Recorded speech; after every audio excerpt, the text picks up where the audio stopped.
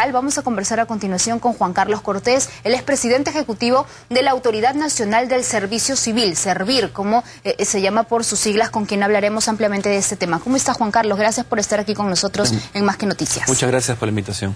Bueno, a ver, yo creo que primero sería bueno explicarle al público qué es Servir, ¿no? Esta autoridad que fue creada en el año 2008, que tenía como objetivo ordenar quizás un poco la casa, ordenar el aparato estatal en las funciones, en las diferentes funciones que hay en distintos orgamentos. Yo diría que Servir tiene una principal misión y es preocuparse de los servidores públicos en términos generales y trabajar de una manera muy cercana a todas las áreas de recursos humanos que hay en la administración pública. En toda entidad hay un grupo de personas que vienen trabajando temas vinculados a los recursos humanos y generalmente ellos han estado trabajando temas de planillas, pero sin embargo los recursos humanos y la preocupación por la gente es mucho mayor. Y esto pasa porque tengan las posibilidades de crecer profesionalmente y de lograrse, digamos, como técnicos, como profesionales dentro de la administración. Bueno, creo, Juan Carlos, que todos los que hemos trabajado en el aparato estatal conocemos cuáles son sus fortalezas y cuáles son sus debilidades. Y creo yo que la primera es la burocracia. La burocracia y algunas personas que están enquistadas en sus puestos y que lamentablemente el Estado nunca se preocupó por capacitarlos. Y hoy en día, donde la tecnología y hay mucha modernidad que se puede aplicar en los ejercicios laborales, pues en el Estado no se hace. Por eso es que es un Estado burocrático y lento.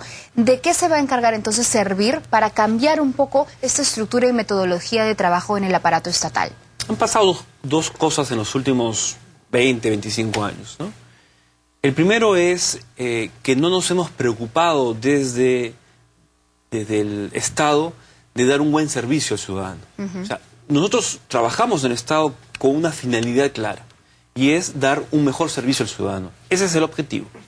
Y nos hemos olvidado que las normas, y todas las normas, incluido esta, tienen que empezar y tienen que pensar en el ciudadano. Eso hace que nosotros tengamos que realizar algunas acciones hacia eso. Y la segunda cosa que ha venido sucediendo es un tema de desorden y, por otro lado, de abandono de los servidores públicos. Como tú bien señalas, servidores públicos a los cuales no se ha venido capacitando, que han sido postergados, que no han podido crecer profesionalmente, que no han tenido la posibilidad de progresar, digamos, en ascender. Entonces, la idea de esta norma es justamente comenzar a trabajar a favor de todo eso, en esa preocupación por el ciudadano, en generar una nueva confianza con el ciudadano, de darle un servicio oportuno y bueno, y en segundo lugar, en que las personas que trabajan para el Estado puedan progresar en sus salarios, en su profesión, en la posibilidad de ver al Estado como la posibilidad de ir avanzando desde la municipalidad y acabar, digamos, de repente en un ministerio, en la familia en la cual yo me puedo desarrollar. Esa es la idea de esta norma. Ahora, ¿cómo los trabajadores del Estado deben tomar esta promulgación de la ley? ¿No es cierto? Hace un momento veíamos diversas marchas, no solamente en la ciudad de Lima, sino al interior del país, ¿no? Hay cantidad de gente, trabajadores, mira, del servicio público, que salen a las calles porque no quieren esta ley, porque la consideran que atentan contra sus derechos como trabajadores y sobre todo porque dicen que es una forma de, al final, buscar sus despidos. Entonces, yo pienso que si soy un trabajador capaz, hábil, que puedo de alguna manera demostrar que soy una persona eficiente, no tendría de qué preocuparme. Entonces, ¿cómo ustedes desde Servir le explican y qué explicación se le puede dar a estos trabajadores para que entiendan un poco de qué se trata esta nueva normativa? El tema que hay que descartar de un inicio es el tema de los despidos masivos. O sea, no se pensó cuando se hizo esta norma esto, con la evaluación menos, no hay ese objetivo. Y porque además, digamos, uno aprende la historia. Digamos, si uno no aprende la historia, estaríamos un poco locos, ¿no? La historia nos dice que cuando se presentaron los despidos masivos, eso costó al país y a las personas costos desde psicológicos, económicos, Imagínense todas las indemnizaciones, eso genera un montón de dinero. Todo eso pasamos por el país. Y duró, digamos, desde los 20 y tantos años, porque la cuarta lista recién ha terminado hace unos años. Entonces, ¿pasar nuevamente por eso? ¿Tiene alguna lógica que estemos pensando en vamos a despedir, vamos a achicar el Estado, hay que haber menos organizaciones, hay que sacar a la gente? No, lo que queremos es justamente lo contrario. Que aquellas personas que han estado postergadas comiencen, digamos, a pesar de la edad que tengan, a pesar de la formación que tengan, cómo capacitarlas y además que aporten a justamente lo que queremos. ¿Cómo van a ser las evaluaciones? Las evaluaciones es algo bastante simple. No es un examen donde te diga, digamos, quién descubrió tal cosa o la raíz cúbica de 49, sino es la evaluación de un año de trabajo. Yo al inicio del año, yo sé cuáles son mis funciones, qué es lo que tengo que hacer, cuáles son los objetivos institucionales, cuáles son mis objetivos, y durante el año tengo que cumplirlos. Ya sea que me desenvuelva en lo que me esté trabajando. Por ejemplo, un chofer, digamos, que son de los servicios comunitarios. ¿Qué tiene que hacer esa persona? Es manejar y manejar bien, ¿no? ¿Qué cosa se va a evaluar? Digamos, si durante el año su desempeño ha sido bueno. Punto. Si obviamente es una persona que es irresponsable, que ha chocado 20 veces el carro, obviamente tendrá un problema de evaluación, se le capacitará y luego se evaluará nuevamente. En el caso de cualquier profesional o cualquier técnico, igual, digamos, ¿cuáles eran tus funciones? ¿Cuáles eran los objetivos? ¿Cuáles eran las metas? Y todo previamente informado a la persona. O sea, ¿cuánto avanzaste? ¿Cuánto hiciste del trabajo que tenías de este plan anual? Exactamente. Exactamente. Entonces, no tiene ninguna intención su capacitación, su nivel educativo, si es que luego tiene, por ejemplo, licenciatura universitaria, títulos, posgrados, ¿eso también será evaluado? Digamos, en esto no. Lo que se evalúa es el desempeño. Para efectos de poder, de repente, concursar a un nuevo puesto, sí, se va a tomar en cuenta mis competencias, mis conocimientos y, si es necesario, los títulos. Porque hay un cambio también fundamental en esto. Estamos acostumbrados hoy día en el Perú a acumular títulos. Entonces tengo 300 títulos, soy mejor que aquel que tiene 198. Y eso no es lo que el Estado necesita. Lo que necesita es justamente una persona con competencias para realizar y cumplir un perfil determinado. Esto es las competencias más los conocimientos que se puedan tener y las habilidades. A eso apuntamos. Ahora, principalmente. Juan Carlos, todos sabemos en realidad de que en el Estado a veces hay algunas funciones que se duplican o hay puestos que tienen nombres extraños, pero es simplemente para que esa persona esté trabajando en el lugar. Y hay a veces también un exceso de personal en algunas oficinas. No quiero decir que sea en todo el aparato estatal que exceda los trabajadores. En caso de encontrarse eso, ¿cómo se hará? Si encontramos que hay una persona que de verdad de que sus funciones aquí no tienen nada que ver con el funcionamiento de la oficina, no está ayudando en nada, ¿cómo hacer para que esta persona tenga un puesto de trabajo que si valga la pena, o es removerlo, es sacarlo, es llevarlo a otra oficina? ¿Cómo harán en esos casos? Porque sí existen. Nuestro problema, tuyo y mío también, es que no sabemos eso. ¿Sabes por qué? Porque no tenemos un diagnóstico de las cosas. Porque no hemos hecho un mapeo de puestos, no hemos tomado la fotografía, no hemos visto y casado la fotografía de lo que tenemos con nuestras funciones como institución. No tenemos perfiles de puestos, no tenemos valorizaciones de puestos. Entonces, el hacer una afirmación en este momento de sobra gente o falta gente, no es posible hacerla, porque no hemos hecho ese trabajo.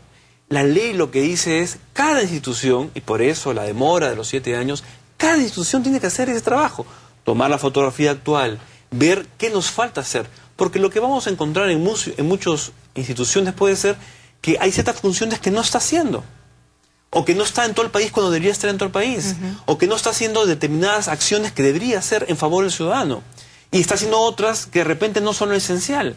Entonces es cómo pensamos la institución y cómo comenzamos a planificar, cosa que tampoco hacemos en el país, cómo planificar cómo debemos crecer. De tal manera que efectivamente, yo doy un ejemplo que para mí es sumamente válido. Supongamos que Servir estuviera a nivel nacional. En ciertas zonas, digamos, nosotros tenemos que recibir a personas que hablan un idioma materno distinto al español. ¿No tendríamos que darle la oportunidad a esa persona de expresarse en su idioma materno? ¿Eso significa crecer? Sí, de repente tenemos que contactar personas que sepan quechua, aymara, lo que fuera. ¿Eso es importante? Sí, porque lo que estamos pensando principalmente es cómo satisfacemos a los ciudadanos. Juan Carlos, permíteme. Ya de repente ustedes en algún momento han explicado de que no se va a despedir, que esta evaluación no significa despedir, pero ¿habrá algún tipo de comunicación directa, un poco más cercana, para que estas personas desde sus puestos de trabajo entiendan lo que significa esta ley? Yo lo considero necesario porque hay una preocupación en todo el país. La primera cosa era el tema de los despidos masivos, ¿no? Digamos, para lo cual se establecía que supuestamente había tres problemas. Uno era el tema de las evaluaciones, que en realidad las evaluaciones, digamos, tendríamos que tener a una persona que no ha hecho nada durante todo un año, y a esa persona vamos a capacitarla y no va a hacer nada durante todo un año para que proceda la causal de cese por esa razón.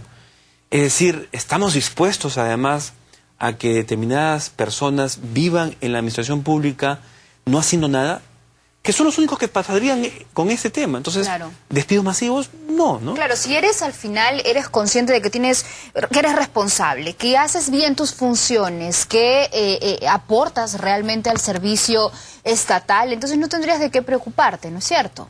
La segunda cosa que decían eran dos artículos, uno que era supresión del puesto debido a causas tecnológicas, estructurales u organizativas, y la extinción de la entidad por mandato normativo expreso.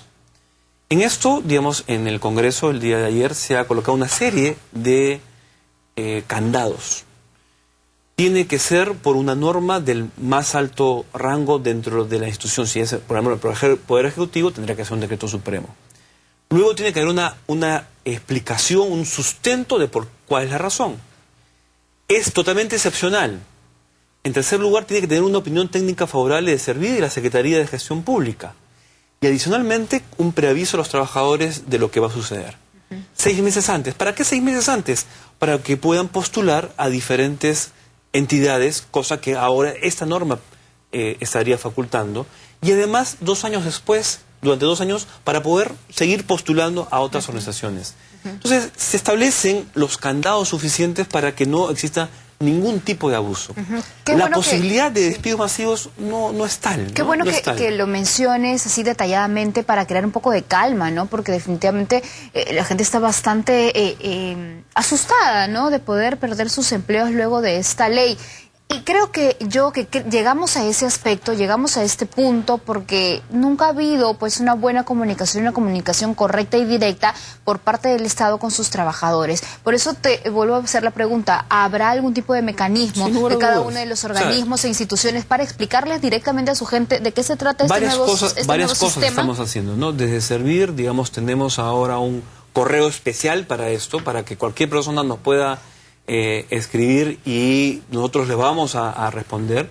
Y luego tendremos, como hemos tenido siempre, las reuniones con trabajadores, con dirigentes, exposiciones de diversa índole, donde explicamos cómo es el tema de la norma. ¿De qué se tiene que preocupar entonces el trabajador del Estado ahora?